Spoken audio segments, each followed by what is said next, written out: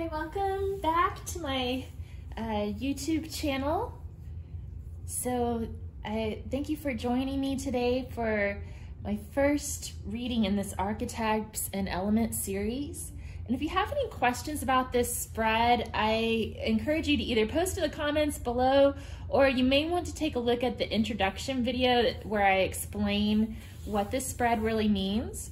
But I'm doing an in-depth study of the Myss archetype cards, and as you can see, I have not opened them yet. We're going to be exploring these together. So the very first card we're going to be looking at, these are in alphabetical order. Today we're going to talk about the Addict. Hi, okay, I'm back. So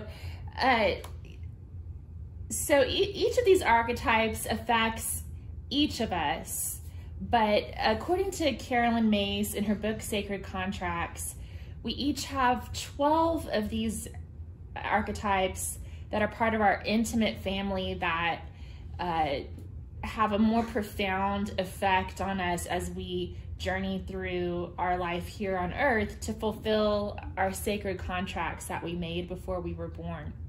So as we go through this series, you might want to see what resonates for you and see which archetypes you identify with the most strongly to help you find your 12 intimate archetypes. Okay. So something interesting that I noticed when I was looking at the free resources that Myss has on her website for the different archetypes. I was reading about the Addict archetype today, right before this reading. She stated on there, people who are extremely intellectual or emotional frequently have a close link to this archetype because they struggle to balance willpower with surrender, with the absence of self-control. So I thought that was really interesting, especially because when I was shuffling these out, the piles for swords and cups, when I was shuffling those out, a whole bunch of cards kept falling out, and I just kept saying, no, I'm just gonna get one card from each stack because there's like 26 cards in this reading altogether as it is. So I limited it to just one card per stack, but it was interesting because a lot of swords and cups kept falling out, and those are associated with the intellect and the emotions. Another thing that you might think about is if you have a lot of air or water in your chart, I wonder if that gives you like a proclivity to the Addict archetype. I don't know, it's just kind of an interesting thing. It's not scientific, but you know, maybe if you're an air sign, Aquarius, Gemini, or Libra, or water sign, Scorpio, Pisces, or Cancer, I wonder if those zodiac signs have a stronger proclivity towards the Addict archetype. Just something to think about. So let's go ahead and dig into the reading. So I've shuffled out all these cards, but I haven't started looking at them yet. So I'm gonna be reading here live, but I shuffled in advance to save some time. So for the element of earth, we have the Lily Garden Fairy. And this is from the Working with the Elements deck. And then from the Sailor Jerry playing cards, we have the 8 of Pentacles, or 8 of Diamonds. From the Antique Anatomy Tarot, we have the 7 of Coins.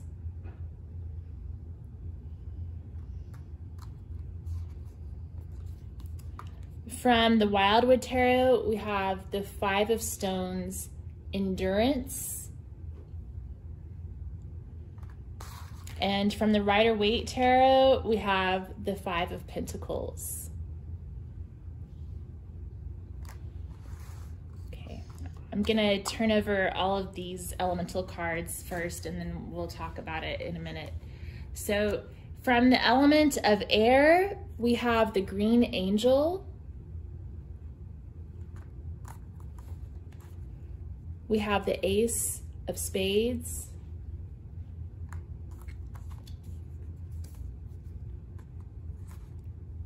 We have the page of blades.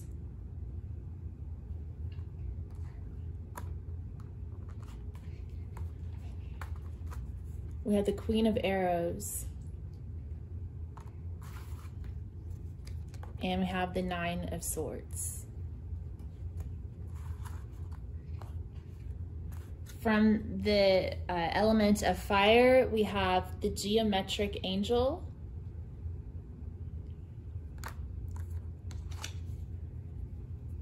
The king of clubs.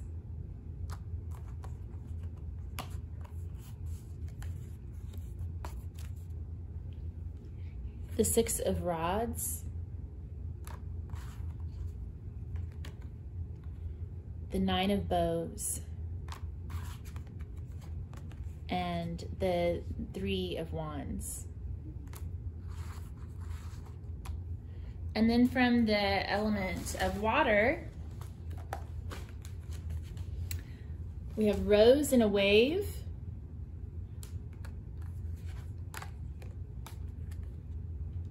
The 10 of cups. The 10 of elixirs. The 8 of vessels.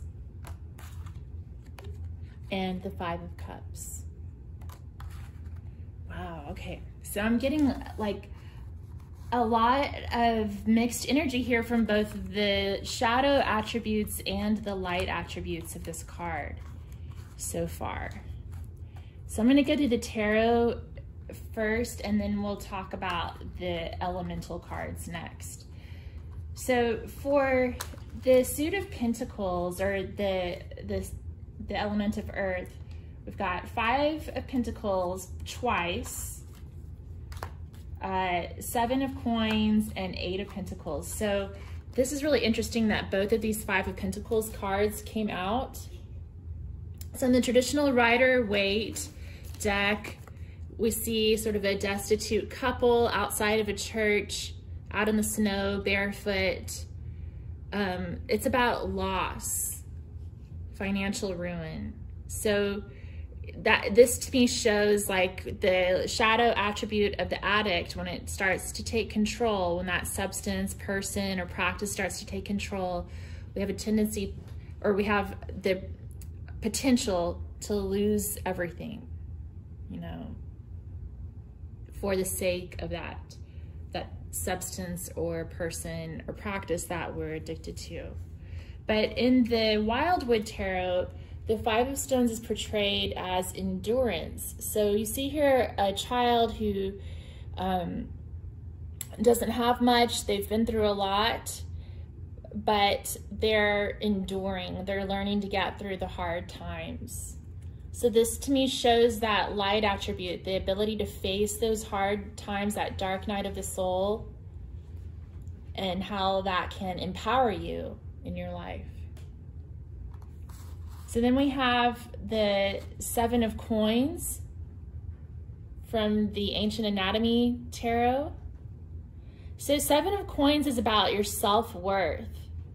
And then these purple flowers symbolize your connection with the divine and spirituality. So I think this is a very spiritual card, and it's calling on you to evaluate your self-worth and what really matters in this life. And then the 8 of Diamonds is about hard work. So of course, overcoming any sort of addiction takes a lot of hard work and discipline.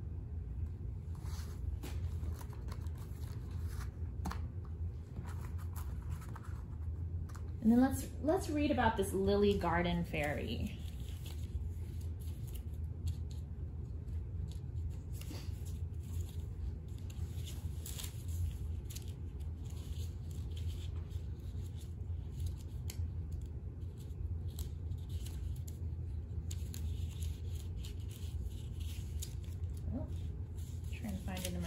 here. Here we go. Okay, so the Lily Garden Fairy.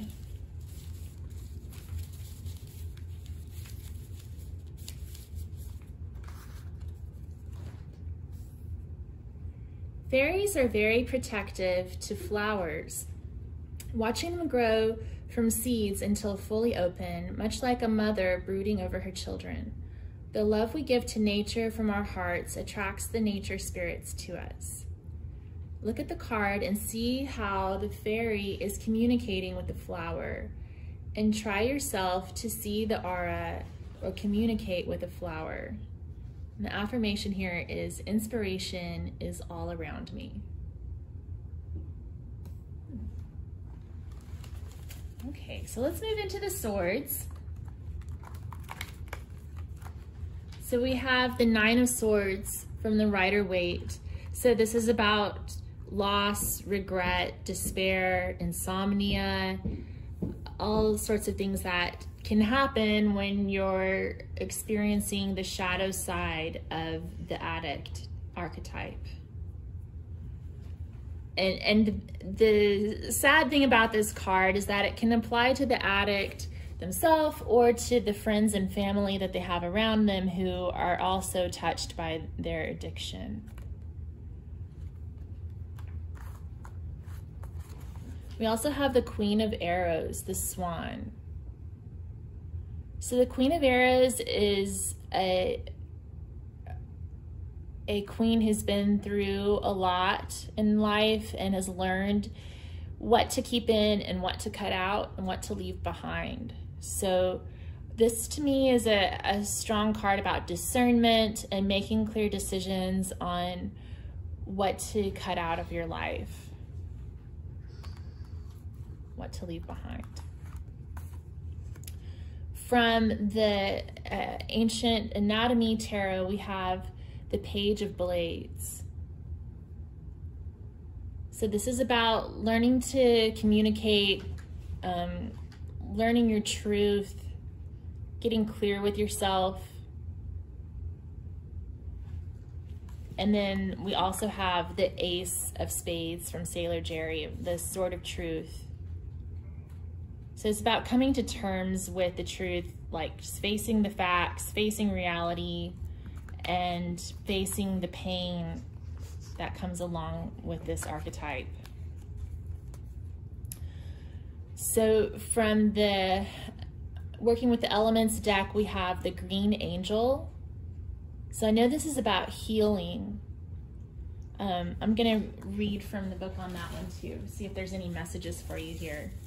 So these Working with the Element cards have a lot of ideas about rituals and affirmations. So I'm just going to read those to you so that you can decide whether it resonates with you, and you can maybe try some of these. So for the Green Angel, this is the angel of growth and balance. You can find the angel in God's garden, the garden within us all. When you link with the Green Angel, she can help you find the peace and understanding, the understanding of the positive and negative emotions that are fighting each other. She helps bring back the harmony and to understand the great power that lies deep within us all. The Green Angel will bring the power to germinate the seeds within our soul. As the seeds begin to grow, so the power of peace and the pathway to God starts to blend within, like the flowers in God's garden. So a suggestion is to meditate on the color green and visualize and breathe in the color. And an affirmation is, I will work in the peace of the Lord. Wow, so that's about finding peace and doing the hard work to balance your positive and negative emotions, growing, finding balance. Those are some good messages. Okay, I also want to take a quick look at this, at the Queen of Arrows card from the Wildwood Tarot. I'm going to see if there's any other messages in the book for that card.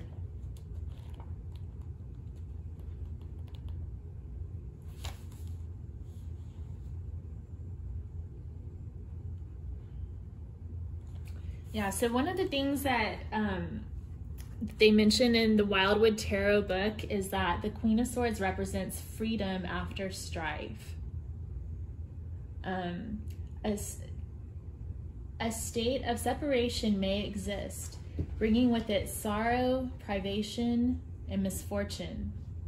You may need to break old bonds and find new rivers in which to swim if you are to move beyond this place of darkness and loss. Yeah. So it's about swimming away from that Five of Pentacles, finding the truth and finding freedom. A couple of questions from the book say, what help do you need to accept or ask for? What straightforward approach is needed here? And how do you cut through the tangle?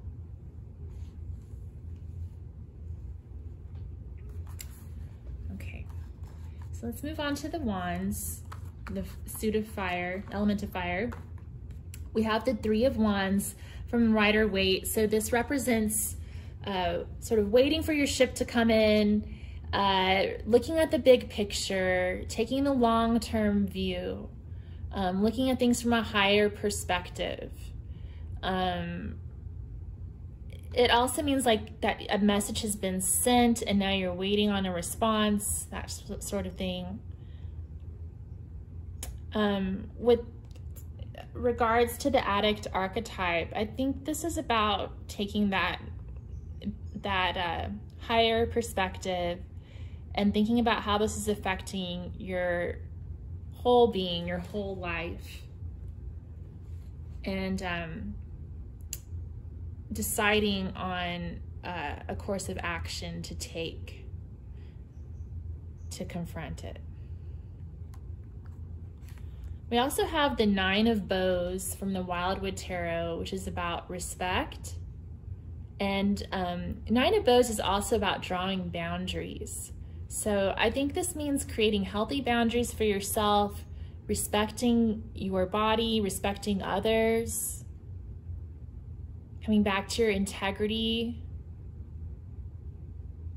And there's also this wild man in the picture who's sort of right up in our face here. So it's about confronting a difficult situation as well. Okay. And then we have the Six of Rods. So this is about victory and success, but it could also be about pride and ego. So I think the message here is that, you know, that confronting your addictions and overcoming them can be a great victory to achieve. It can be very empowering, but to also make sure that you're not letting your pride and ego get in the way as you're going through this process. Okay. And then we have the King of Clubs. So he's about mastery of spirituality and action. So this is really about taking action, you know, and the Three of Wands, you're planning out your action. With the King of Wands, you're, you know, taking action and getting things done. It's about that inner fire, that agony to get the job done. And then from the Elements deck, we have the Seven of Fire, the Geometric Angel.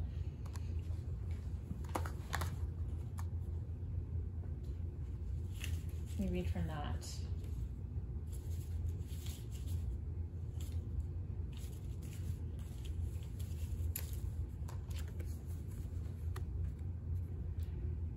When on our pathway to develop our spiritual gifts, we will become more aware of new worlds opening up of higher consciousness.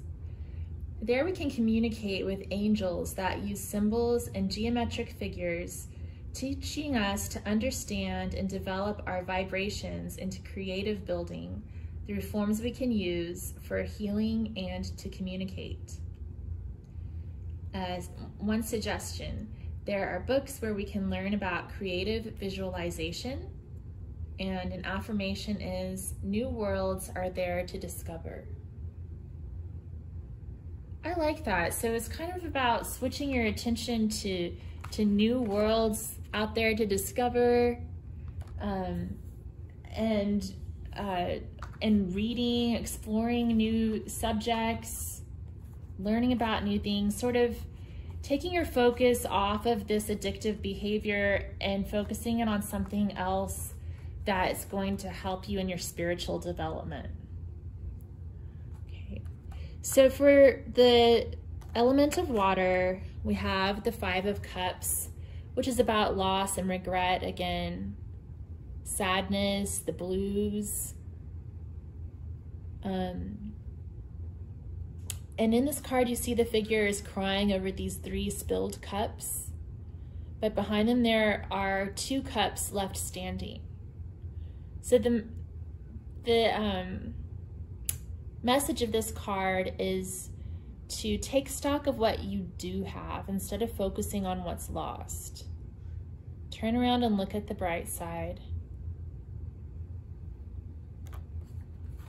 We also have the 8 of Vessels, which is called Rebirth in the Wildwood deck.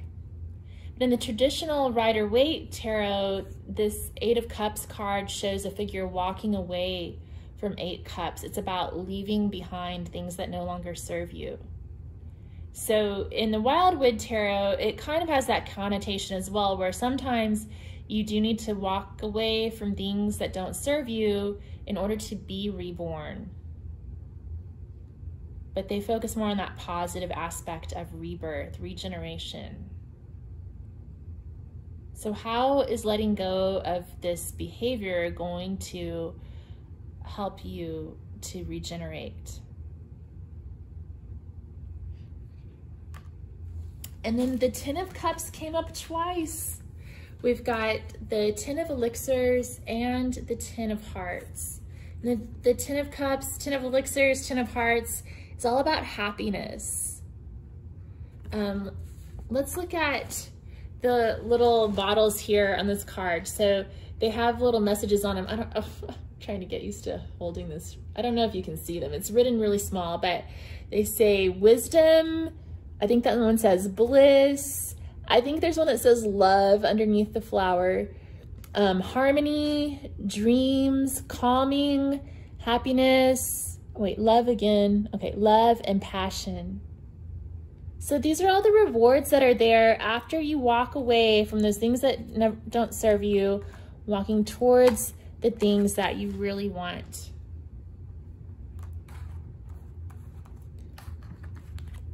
And here's our element card, Rose and a Wave, the 10 of Water. So let me read from the book on this one.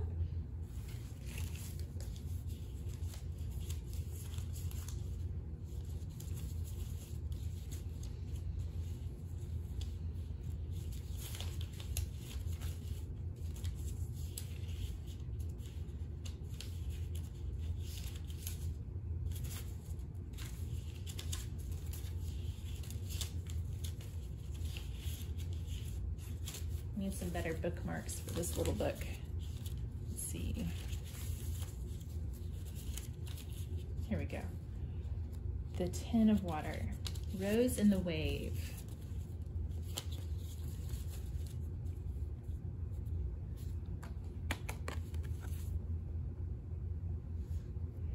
For thousands of years, there has been a ceremony of placing flowers on the water as a gesture to please the water spirits. Also, it is a tradition when somebody is drowned at sea to place flowers on the water as a mark of respect.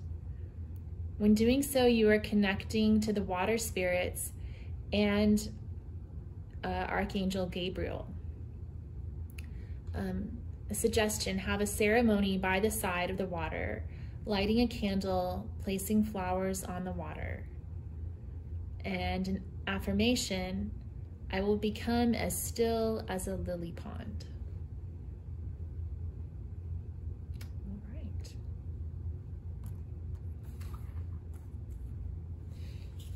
So let's start to look at the element of space up here. I'm going to start with the Gods and Titans Oracle. I did see this one flip up before I started filming, so I already know what's under here, and it's kind of interesting. It's Dionysus. So Dionysus, of course, is the god of wine and pleasure, and then they have the card actually has the word ecstasy on it. So Dionysus, his key attribute from this deck is ecstasy. And the book says, let go, feel the freedom of pleasure at its most divine, reject the mundane. So in the light attribute of Dionysus, it's all about ecstasy, pleasure, reveling in freedom and liberation. And then in the shadow side, the shadow side of Dionysus is that overindulging in activities that give us this high are not part of the plan, and partying just for the sake of partying too hard is not healthy for anyone. There's a fine line between frenzied madness and true ecstasy, and this should always be respected. So this card is saying to connect with true ecstasy and freedom through your own inner spirit rather than allowing some outside substance to have control over you. And then from the Divine Feminine, this is the Goddess Inspiration Oracle, we have Huchi, the goddess of the hearth. And it says, surround yourself with warmth by creating an environment that nurtures others. I love this one. Whenever I see this one come up, I always think about feng shui and keeping your home environment clean. And I think that's a good way to just sort of clear your energy and lift your spirits and put your energy into something productive to keep your mind off of other things. So let's see, what does it say for Huchi? Fire, food, and home. Yeah, so I think that it's nice to just focus on that grounding energy, the basics in life, being stable. I like it. So what do we have from the Major Arcana? Wow, I didn't see this one flip up, but I can see why it's here. Temperance. Yeah, so there's lots of different meanings for the Temperance card. I think the most common one is balance, striking a balance, but it also literally means temperance and practicing moderation when it comes to addiction. One other thing in this card that I think is kind of beautiful is that there's this pathway leading up this hill in the background that leads to a shining crown of victory. So if you can balance and moderate those things that are trying to vie for power over your spirit and your willpower, if you can overcome those things, you can achieve this victory. And it's a long road, it's not easy, but it's worth it. Oh, I love this one too. Card number 17, the Pole Star from the Wildwood Tarot. So you can see on here, there's the figure. This is the Fool from the Wildwood Tarot deck, and he's following his path towards a star. Just like, oh, that's so cool. There's a, he's following the path up to the star, and then you can see the path on here leading up to the crown. Take that path. Follow your own true inner spirit.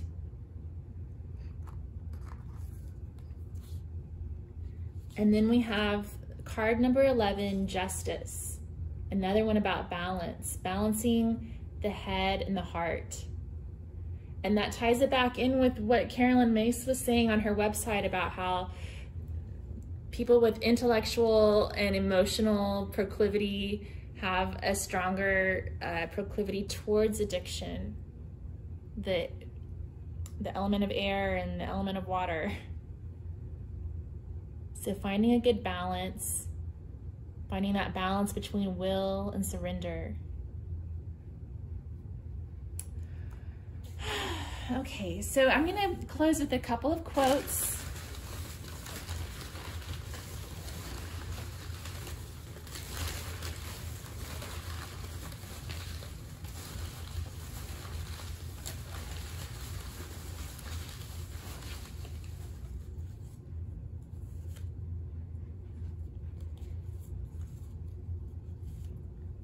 Okay, we have, your life is the front of your own doing. You have no one to blame but yourself. Joseph Campbell. So that's about taking responsibility. Wow. When the world pushes you to your knees, you're in the perfect position to pray. Rumi.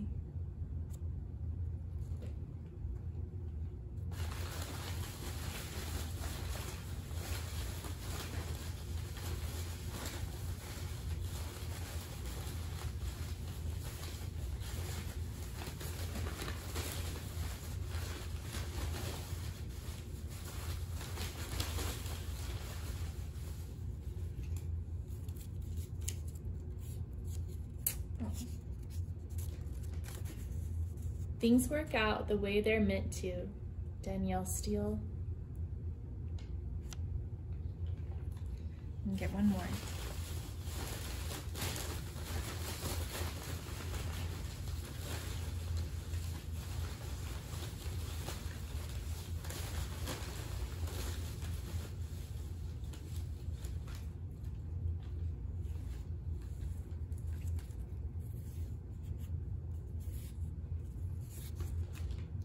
Above all, be the heroine of your own life, not the victim. Nora Ephron. So you could be the hero or heroine of your own life, but don't let yourself be a victim.